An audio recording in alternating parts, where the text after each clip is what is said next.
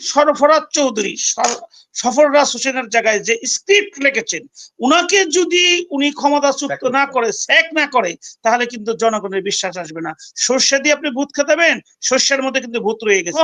ওই যে আমরা রাস্তার মধ্যে দেখেছি এই 5ই আগস্ট যে মানুষের পা উপরে ঝুলিয়ে নিচে মাথা দিয়ে রেখেছে, তখন কিন্তু আমি আশরাফ, সৈয়দ মামুন মাহবুব এবং যারা আপনারা টকশো করতেছেন বাংলাদেশে আছি, আমাদের অবস্থা কিন্তু সেটাও হবে। ফ্যাসিস্ট হওয়ার জন্য সার্বিক সহযোগিতা করেছে, যারা মানুষের বুকে গুলি করে হয়েছে, যারা বিরোধী রাজনীতিদেরকে অত্যাচার করেছে, তারা কোথায়? তাদের গ্রেপ্তার করছেন না কেন?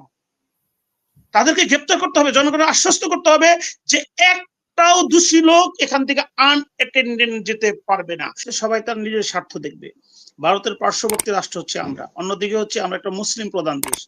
যেটা ভারতের সাথে পাকিস্তানের যে ডিভাইডেশনটা হলো, সেটা হচ্ছে একটা রিলিজিয়াস কে কেন্দ্র করে কিন্তু দুইটা দেশ পার্থক্য হলো। তো এইখানে তারা তাদের সর্বশক্তি দিয়ে এখানে তারা দৃষ্টি অবশ্যই রাখবে, কারণ ধর্মীয়গত ভাবে হচ্ছে যে আমাদের একটা দুর্বলতা ধর্মের প্রতি থাকবে। কারণ বর্তমান যারা সরকার, যে মোদী সরকার, তারা শুধু হিন্দু রিলিজনকে ব্যবহার করে, সেই সেন্টিমেন্টকে ব্যবহার করে তারা এই রাষ্ট্রীয় ক্ষমতায় অধিষ্ঠ আছে। আরেকটা বিষয় হচ্ছে যে অনেকেই বলে থাকে যে শেখ হাসিনা ভারতে গৃহবন্দী, তাকে সে গৃহবন্দী তাকে কি জন্য থাকবে? তাদের ডাইরেক্টলি তাদেরকে ইনফ্লুয়েন্স করেছে এবং তিনবার ইলেকশনের মধ্যে, বিশেষ করে 18 এবং 24 ইলেকশন, গণবিহীন ভোটবিহীন যে সরকার এবং তাদেরকে যে ওপেনলি সমর্থন করা, এগুলি কিন্তু ভারত করেছে। সেই ভারত বাংলাদেশের বুকের উপর দিয়ে ট্রেন লাইন, বাংলাদেশের জনগণের ইচ্ছার বিরুদ্ধে এই ফ্যাসিস্ট সরকারকে ব্যবহার করে সমস্ত অধিকার তারা এখান থেকে নিয়ে নিয়েছে। সেই তাদের একজন বিশ্বস্ত লোকরে তারা কেন গৃহবন্দী করবে? এই গৃহবন্দী প্রশ্নটাই এদের ক্ষেত্রে আসলে আসে না, বরং তাকে শেল্টার দিয়েছে এবং শেল্টার দিবে, এবং শেল্টার দিয়ে তারা আবার আওয়ামী লীগকে পুনরুজ্জীবিত করার চেষ্টা করবে, ইভেন শেখ হাসিনাকে আবার ক্ষমতা অধিষ্ঠিত করার চেষ্টা করবে, এবং যদি পারে এটাই হবে তাদের চূড়ান্ত সাকসেস। এবং তারা দেখিয়ে দিবে যে রাজনীতি, বাংলাদেশের রাজনীতি বাংলাদেশের লোকের কাছে কন্ট্রোল নাই, কন্ট্রোল ভারতের দিকে, এবং বিশ্ববাসীকে দেখাবে যে বাংলাদেশ সবসময় আমাদের কন্ট্রোলে থাকে। যে কারণে বর্তমানে ইন্টারিম গভর্নমেন্টকে ফেল করানোর জন্য যা যা প্রয়োজন সবই তারা করবে। সেই কারণে আমরা যারা দেশকে ভালোবাসি, দেশের প্রতি আমাদের দায়বদ্ধতা আছে, এই ইন্টারিম গভর্নমেন্ট ইউনূস সাহেবকে সমর্থন করতে হবে। এখন ইউনূস সাহেব যদি বলেন না মিস্টেক, আমি এটাকে মিস্টেক বলবো না। এই যে সরফরাজ চৌধুরী সফররাজ হোসেনের জায়গায় যে স্ক্রিপ্ট লিখেছেন, উনাকে যদি উনি ক্ষমতাচ্যুত না করে, স্যাক না করে, তাহলে কিন্তু জনগণের বিশ্বাস আসবে না। সর্ষে দিয়ে আপনি ভূত খেতাবেন, সর্ষের মধ্যে কিন্তু ভূত রয়ে গেছে। অতএব আগে উনার জায়গাটা ক্লিয়ার করতে হবে। আরেকটা জায়গা, যে ফ্যাসিস্ট কেন হয়েছে, জনগণের অধিকারের প্রাধান্য দিতে হবে। আজকে একটু আগেও যেটা বলেছে, আবার বলবো, আপনি 6টা কমিশন গঠন করলেন, এডুকেশন কমিশনটা কোথায়? যেখানে ইন্টারমিডিয়েটের ছেলেরা পরীক্ষা দিল না, এর চেয়ে নির্লজ্জ কোথায় আছে? যেখানে ঢাকা কলেজের ছেলেটা আইডিয়াল কলেজে যে কি করলো, সাইনবোর্ড তুলে নিয়ে আসলো, তাদের আপনি বিচারের সম্মুখীন করলেন না। যেখানে সচিবালয় সবচেয়ে সেন্সিটিভ জায়গা, যেখানে আর্মিরা স্টিল জনগণের সাথে আছে এবং তাদের নিরাপত্তা দেওয়ার জন্য সার্বিক্ষণিক আছে, সেইখানে কেন ঢাকা ইউনিভার্সিটির ছাত্ররা হাসপাতাল দেখে আসতে হবে? ওইখানে যদি হাসতাম না, যদি কোনো ছাত্র মারা যেত, এটা দায়বদ্ধতা কে স্বীকার করতো? কে এই দায়বদ্ধতা নিত? তাদেরকে এই যে কাজটা করা হলো, তারপরে এটাও কিন্তু ভাবতে হবে ইন্টারিম গভর্নমেন্টের প্রতি এদেশের আমার আপনার সকলের ভালোবাসা আছে। এখানে আমি আবার ব্যারিস্টার সরোয়ার স্যারকে দৃষ্টি আকর্ষণ করছি, আজ পর্যন্ত শুধু বাংলাদেশে না, সাবকন্টিনেন্ট, আমি চ্যালেঞ্জ করে বললাম, কখনোই এই ল মিনিস্টারের দায়িত্বে কোনোদিন আইনজীবী এবং বিচারপতি ছাড়া কেউ ছিল না। আমি আসিফ নজরুল স্যারকে রেসপেক্ট করে কথা বলতে চাই, উনি ঢাকা ইউনিভার্সিটির সর্বোচ্চ বিদ্যাপীঠের একজন প্রফেসর, কিন্তু উনি কিন্তু পার্টিকুলার একটা সাবজেক্ট পড়ান। লর কিন্তু শত শত সাবজেক্ট আছে, যারা আমরা প্র্যাকটিশনার লয়াররা জানি, সেখানে কিন্তু উনি পার্টিকুলার একটা সাবজেক্ট পড়ান। তাছাড়া ওনাকে বানানো হয়েছে আপনার ল উপদেষ্টা। সবচেয়ে দুঃখজনক হচ্ছে যে আজ তিনি ল উপদেষ্টা হয়েছে, কার্যকর কোনো ভূমিকা আমরা দেখি সুপ্রিম কোর্টের আইনজীবীদের সাথে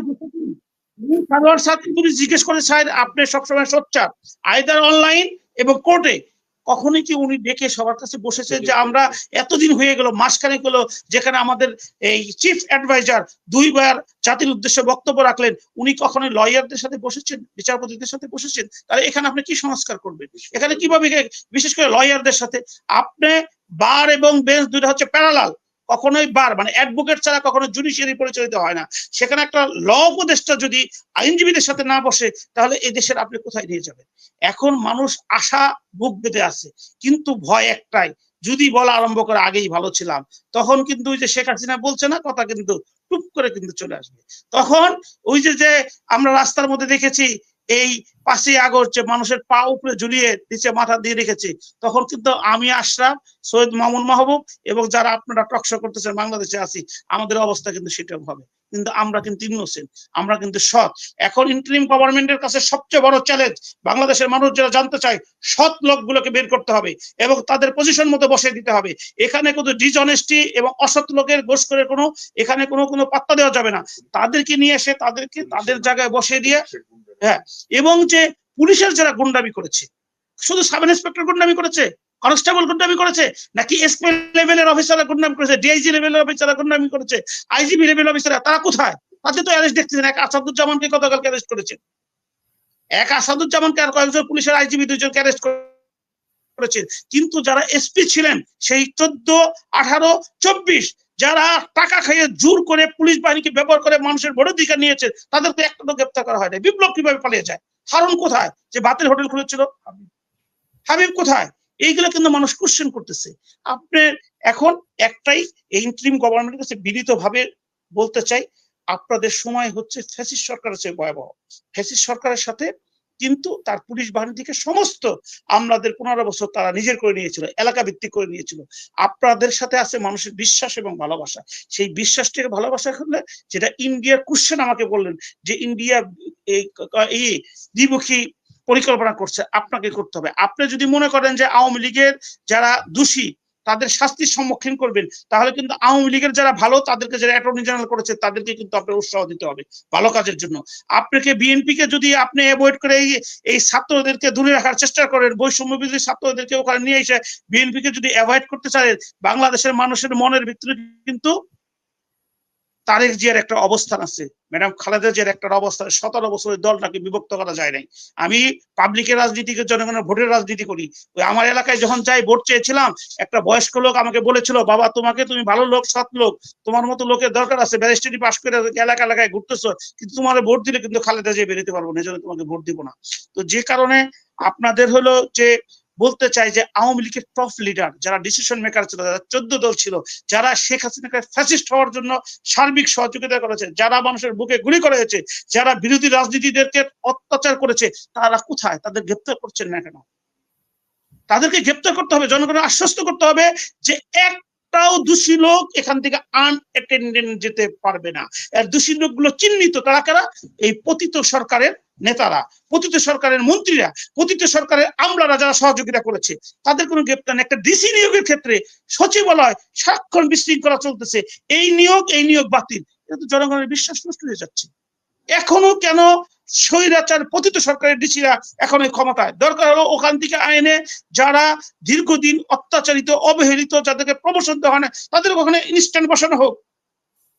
এখনো কেন একটা স্টুডেন্ট, খুবই আনফরচুনেট, এখানে স্যার ছিলেন আর্মিতে, একটা ডিসিপ্লিনড দেশপ্রেমিক আর্মিতে ছিলেন, একটা কয়েকজন ইন্টারমিডিয়েট লেভেলের ছাত্র দেখলাম, তারা কিন্তু ওই শেখ হাসিনার রোশন হলে পড়ে না, তাদের বাবারা পড়তে পারে, তাদের ভাইয়েরা পড়তে পারে।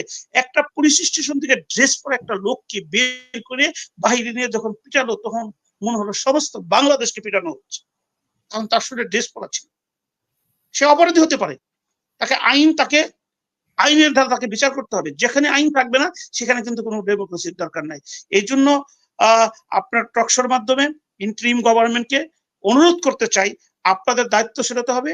আপনারা এই আওয়ামী লীগের যেসব নেতারা এই স্বৈরাচার হতে সহযোগিতা করেছে, টাকা পাচার করেছে, দুর্নীতির সাথে সম্পর্ক, যারা স্যার বারবার বলতেছে অনেকে চাঁদাবাজির আসর জমিয়েছে, এই যারা চাঁদাবাজি ছিল, অতীতে যারা ছিল, বর্তমানে যারা করতেছে, দুইটাকে একসাথে বিচারের সম্মুখীন করতে হবে।